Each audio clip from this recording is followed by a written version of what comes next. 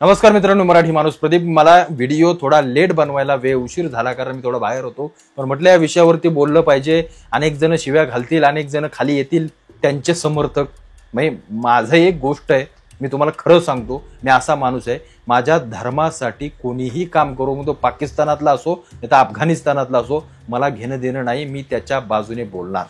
कारण मी आता तुम्हाला सांगू का, अनेक जण मला म्हणतात तुला राज ठाकरेंनी मोठा केला, राज ठाकरेंवरती बोलून मोठा झालास. मी मान्यच करतो ते. मी राज ठाकरेंचा विरोधक नाहीये. मला राज ठाकरेंचा विरोध करण्याची गरजच काही नाहीये, कारण त्यांच्यासारखा उत्तम आणि त्यांच्यासारखा अभ्यासू नेत्या संपूर्ण देशामध्ये कोणी नाहीये. फक्त त्यांचा रस्ता चुकला एवढंच तुम्हाला सांगतो. अनेक जण म्हणतील आता तू राज ठाकरेंना शिव्या द्यायला लागला, तू राज ठाकरेंचा विरोध करायला लागला, पण त्याच्या मागे काही कारण आहेत. मी एक विचार करा, ज्या लोकांनी मला मोठं करणं आणि त्यांचाच मी विरोध करणं, आणि हे काही पैसे देऊन काय भारतीय जनता, म्हणजे मी काय कोणाचा मोठा माणूस नाही की मी बोललो म्हणजे माझ्या न्यूज पडल्या लगेच तिकडे. काही घेणं देणं नाही. कोणी आम्हाला पैसे देत नाही, ना पुरवत नाही, ना कोणी फोन करून सांगत नाही की त्याच्या विरोधात बोल. पण माझी वैयक्तिक एक स्वतःची धारणा आहे.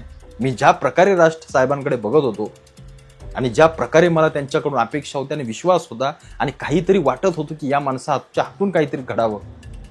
म्हणजे माझ्या आत्ता या विधानसभेपर्यंतच्या व्हिडिओ काढून बघा की जिथं जिथं मला वाटत होतं तिथं मी ग्राउंडवरती जाऊन देखील आणि वैयक्तिक या सोशल मीडियाच्या माध्यमातून देखील महाराष्ट्र नवनिर्माण सेनेला मत द्या हे छाती ठोकपणे सांगणारा मी होतो.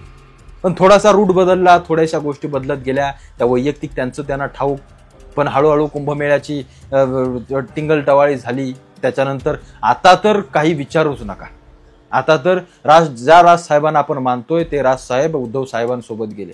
जे उद्धव साहेब ज्यांनी अख्खी शिवसेना काँग्रेसच्या मांडीला नेऊन बसवली, म्हणजे हेच राज ठाकरे काही या आत्ताच्या विधानसभा सगळ्या निवडणुकांमध्ये इंटरव्ह्यूमध्ये सांगत होते की मी या उद्धव सोबत कधीही चुकून जाणार नाही. ते राज साहेब म्हणतायत की मी मराठीसाठी त्यांच्यासोबत गेलो. मराठीसाठी तुम्ही गेलायत त्याच्याबद्दल वावगं नाहीच. आणि तुमची मराठीची भूमिका आम्हाला माहिती आहे की तुम्ही 16 वर्ष सातत्यानं मराठी माणसासाठी लढताय. तर तुमचे उद्धव साहेब मराठी माणसासाठी लढले कधी, हा प्रश्न आम्हाला पडतो. म्हणजे ज्या काँग्रेससोबत बाळासाहेबांची अख्खी शिवसेना गेली, आता ज्या सुषमा अंधारेंवरती राज ठाकरे म्हटले होते की ही बाई माझ्या बाळासाहेबांना म्हणते की हा म्हातारा आहे 70 वर्षाचा, आज ती सुषमा अंधारे शेवटी तुमच्याच पक्षात आली ना. विचार करा, साधा विचार करा. एक साध्या माझ्यासारख्या एका साध्या माणसाला मी विचार करताना काय करणार. जे राज ठाकरे म्हणत होते की मोदी संपूर्ण निघून जाऊ या देशातून, राजकीय पटलावरून त्यांना बाजूला करा, ते राज ठाकरे मंचावरती गेले, बिनशर्त पाठिंबा दिला. बरं म्हटलं ठीक आहे, पुढे काहीतरी बघता येईल, पुढे काहीतरी करता येईल. जे बाळासाहेबांनी केलं, या सगळ्या भारतीय जनता पार्टी, लालकृष्ण अडवाणी असतील, अटल बिहारी वाजपेयी असतील, यांच्या सोबत राहून शिवसेना ठेवली. त्या राज ठाकरेंना या सगळ्या गोष्टी का करायला भाग म्हणजे वाटलं की मी उद्धव सोबत जावं. बरं ठीक आहे, भाऊ एकत्र आले त्याबद्दल चांगलंच आहे. पण एक भाव असा जो आधीच हिरव्या शालीमध्ये लपटला होता, आज दुसरा भाऊही देखील त्यामध्ये गुरफटायला चाललाय, याच्यासारखं दुर्दैव नाहीये. कारण तुम्ही एक गोष्ट लक्षात घ्या, मी तुम्हाला वारंवार सांगतोय, या सगळ्या मागचा एकमेव चेहरा आहे ते म्हणजे शरद पवार. त्या शरद पवारांनी या दोन ठाकरेंना एकत्र आणलंय. कारण यांना माहिती आता या येणाऱ्या पुढच्या स्थानिक स्वराज्य संस्थांमध्ये आपल्याजवळ मुद्दा तो कशाचा आहे. तिकडे राहुल गांधींनी वोट चोरीचा काढलाय, महाराष्ट्रात मुद्दा कसलाय, मराठ्यांच्या आरक्षणाचा. पण लोक त्यालाही कंटाळलेत. लोकांना देखील समजलंय की मराठा आरक्षण फक्त राजकारणापुरतं वापरलं जातंय. मग राहिला कुठला मुद्दा, तर तो मराठीचा. कारण महानगरपालिका पुणे असेल किंवा या मुंबईच्या सगळ्या 7 महानगरपालिका असतील, इथं सगळ्यात महत्वाची गोष्ट कुठली, तर मराठी माणूस, मराठी माणसाचं सगळं ऐश्वर्य जे निर्माण झालंय, या सगळ्या गोष्टींवरती उभं राहायचं. या दोन ठाकरेंना पुढं करायचं आणि आपण त्यांच्या मागे उभं राहायचं. जे संजय राऊत सांगतायत ना की आमची फक्त युती ठाकरेंची, आम्ही ते काय इंडिया आघाडीमध्ये नाहीये, तुम्हाला मी आज सांगतो, बघा हे आपोआप सगळे याच्यात सामील होतील आणि ते सामील होणार.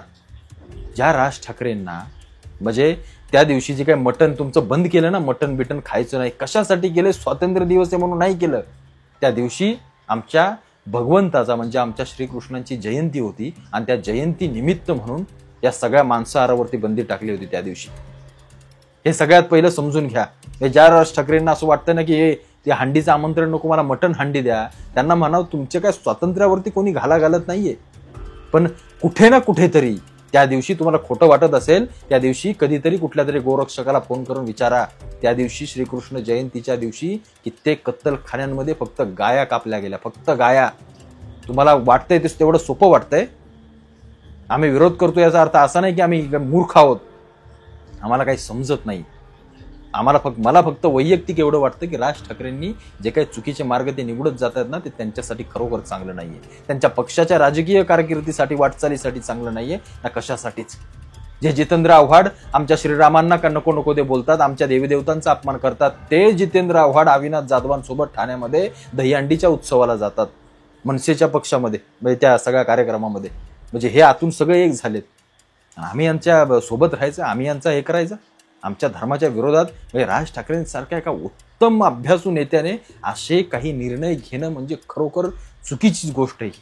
खरोखर चुकीची गोष्ट आहे. ज्या बडव्यांमुळे तुम्ही बाहेर पडलात, आज त्याच बडव्यांच्या गोळख्यामध्ये तुम्ही जाऊन बसताय, एवढं फक्त लक्षात ठेवा. आज तुम्ही तुमचा विचार नका करू. तुमच्या पुढच्या त्या अमित ठाकरेंवरती जेव्हा पक्षाची जबाबदारी पडेल, तेव्हा या सगळ्या बडव्यांमध्ये तुमचा अमित ठाकरे पुन्हा टिकेल का याचा फक्त एकदा विचार करा, नाहीतर पुन्हा याच सगळ्या गोष्टी होत राहतील.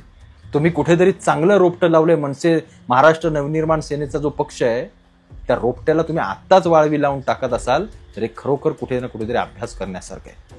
कारण उद्धव ठाकरेंनी ज्या प्रकारे काँग्रेससोबत जाऊन नको त्या गोष्टी करून ठेवलेत ना, त्या योग्य नाहीयेत. आणि तुमची जी बदलती भाषा आहे या पक्षाची, मनसे नावाच्या, जी मराठीच्या आडून या सगळ्या गोष्टी केल्या जात आहेत, त्या खरोखर चुकीच्या आहेत. विचार करा. ही काय फक्त कुठेतरी भारतीय जनता पार्टीचे आम्ही कोणी काही गुलाम नाही, किंवा आम्ही काय त्यांनी ठेवलं ना आम्हाला पुरस्कृत पैसे देऊन यांच्यावरती बोलायला. मला जे योग्य वाटते ते मी सांगतोय. राज ठाकरेंनी भले स्वतंत्र मार्ग निवडला असता तरी तो स्वाभिमानाचा असता. कारण तुम्ही आतापर्यंत काय बोलत आलात आणि आता युटर्न घेऊन तुम्ही काय करताय याचा अभ्यास पक्षातील लोकांनी आणि पक्षातील नेत्यांनी देखील करावा. कारण जनता सुज्ञ झाली. जनता तुम्हाला यावेळेला मराठी म्हणून मतदान करेल असं ज्यांना ज्यांना वाटतंय ना, त्यांनी फक्त एक गोष्ट लक्षात ठेवावी की मराठी माणूस भले या शहरांमध्ये काही याच्यामध्ये मागे राहिला असेल, पण मतदान करण्यामध्ये तो एवढा येडा नाहीये. तुम्ही बघाल या येणाऱ्या निवडणुकीमध्ये. मी आज जे तुम्हाला सांगतोय ना चित्र, ते तुम्हाला या 2-3 महिन्यांमध्ये दिसेल.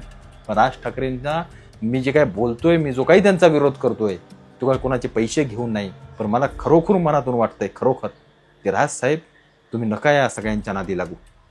तुम्ही एकटे स्वतंत्र जरी राहिला असतात ना, तरी खरोखर मी आज सांगतो, या भारतीय जनता पार्टी सोडून द्या. राज ठाकरेंसारखा कट्टर हिंदुत्ववादी माणूस, बाळासाहेबांच्या हाताखाली घडलेला आणि कट्टर मराठी माणूस या देशात कुठे नाहीये.